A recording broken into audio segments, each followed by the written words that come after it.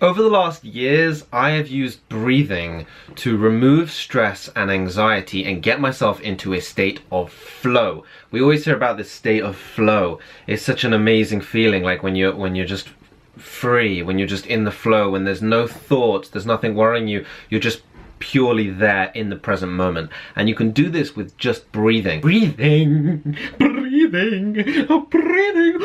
I'm going to talk about that in this video, how you can use breath to control your behaviors, to change your mindset, to remove anxiety, remove stress, and so many other things. Check it out in this video. If you like videos like this, self-development, loving growth, that sort of thing, hit the subscribe button below and hit that notification bell as well to get notified of future videos coming out on health, wealth, love, happiness, growth, finance, blah, blah, blah, blah, all that good stuff about improving your life. We all like doing that. So, breath. How can we use breath, and how powerful is the breath? Well, Dr. Alan Watkins talks about this in a TED Talk called Being Brilliant Every Day, and this guy is amazing. I recommend you go and watch that. Being Brilliant Every Day. He did it on TEDx, and it's incredible. And he talks about using breath to reach a state of flow and to remove anxiety. And he says most of your stress, most of your anxiety comes from adrenaline and cortisol, and it starts with the physiology. So we think that our behaviors start with our thoughts or our actions. You know, we do something, but that's based on a thought. But that thought goes back, it starts in our prefrontal cortex just behind our forehead, but that's based on a smaller part of the brain going back into the lizard brain, which is further back, and that's deeper into our evolution, and that really causes our behaviors. And deep back there in the brain is where our physiology happens. So for example, when you get stressed or when you get anxious, you don't control it, but your heart starts speeding up, right? Your heart starts beating faster and you get shorter of breath. You know, if you're scared and you're walking down a cold alley, your hairs might stand up at the back of your neck. You're not controlling that, right? You're not forcing that to happen, it's just happening. Your physiology is happening without your control. But you can turn that on its head by controlling your physiology. And one of the most important parts of your physiology is breathing. So you can control your breath, and then you can control your thoughts and your behaviors and your emotions. So go back to the breath every time you want to change your emotions. I get this all the time with being more disciplined. I start with my breath, and I'll talk to you about how in a minute.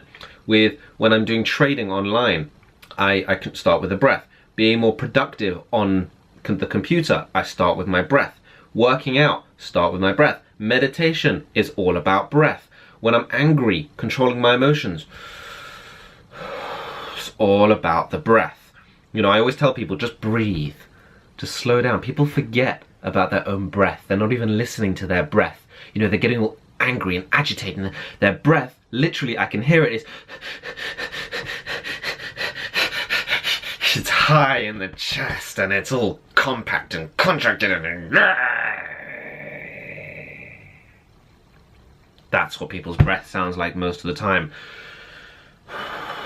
When you're stressed and when you're angry and you're agitated, that's where your breath goes. So how do you actually control your breath and start to get into a state of flow? I'll talk to you about a couple of breath exercises you can do when you're feeling anxious or in emotions you don't want to control, or you're trying to change your behavior and be more calm, more productive, more disciplined. So the first thing is you want to breathe out of your belly instead of your chest. So you can't see I'm pointing to my belly here. You want to breathe out your belly instead of your chest. And what this means is when you breathe in, either your chest will expand or your belly will expand. So I'll show you a chest exercise, right? This is where you breathe in and your chest expands. See, my chest has come out here? And now my chest has gone back in, right? If you watch the hand on my chest, I'll stand up so you can see the belly a little bit more. You can see the belly, okay? I'm going to breathe out from the belly. You can see the belly has come out, but the chest has stayed still, and now the belly has gone back in. So you can see you can breathe out of the belly or breathe out of the chest. And basically what that means is your diaphragm is going either up or down. When I breathe out of my chest, my diaphragm is being pushed up into my body to push my chest out. When I breathe out of my belly, it's being pushed down, right? At least I feel that's the way it's working. And that's how you start controlling your breath, to breathe through your belly first. So breathe through your belly. I call it a deep breath. Yeah, so breathe through your belly. That's the first one. The next thing is take longer, deeper breaths. So instead of going shallow breaths, take longer,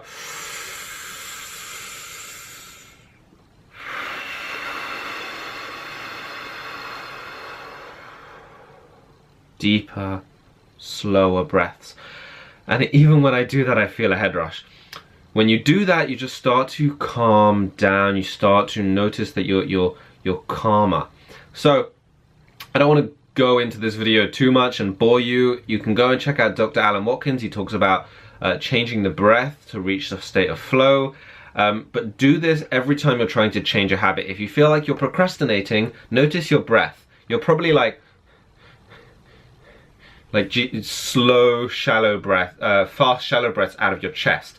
If you just stop what you're doing, close the YouTube, stop Facebook scrolling, think about the work you want to get into, take a couple of deep breaths, and then start to use that to change your habits, right? If you want to exercise, if you're running, if you're doing any sort of exercise, deep, slow breaths while you're going through it. I do this while I'm in a cold shower. Cold showers are a great way to improve your willpower muscle, because it takes a lot of willpower to stand under a cold shower. So if you want to improve your willpower in an easy environment, doesn't take any embarrassment, nothing like that, you just take a cold shower, and again, deep, slow breaths to control your willpower through that experiment. So that's it for this video. Start using your breath to control your state of flow, to control your emotions, to start removing stress, remove anxiety, and become more confident. This type of content has come directly from my Confidence Masterclass course. I have a 31-day bootcamp where you learn how to improve your confidence day to day with step-by-step exercises every single day. So every single day you get a new exercise which you can do, which progressively push you through your comfort zone, start improving your confidence. So I'll link that below, check that out. And if you want to keep improving your confidence, go in that direction. And if you like this content like this, you can subscribe and check out my confidence course as well. And thank you so much for watching. Take care, take a deep breath, and have a nice stress-free day. Thank you so much for watching. Bye-bye.